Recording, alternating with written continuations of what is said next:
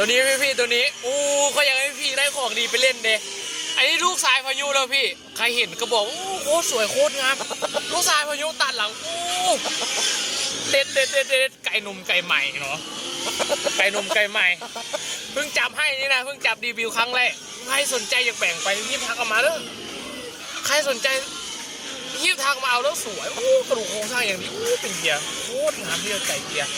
ลูกพายุใครได้ดูวานฟ้าดูพายุผลงานไฟ100Mไฟ100Mออกตัวนะออกตัว31ไฟ100Mออกตัว31อัศจรรย์จริงๆนี่สวยแบ่งถูกพี่ทั้งเอาไว้ไก่หนุ่มสวยๆนี่ต่อกับต่ำๆนี่ลูกสายพายุแบ่งแค่30 ใบพี่สวยกระดูกโครงสร้างมีไก่หนุ่มไก่ใหม่30 ใบคุ้ม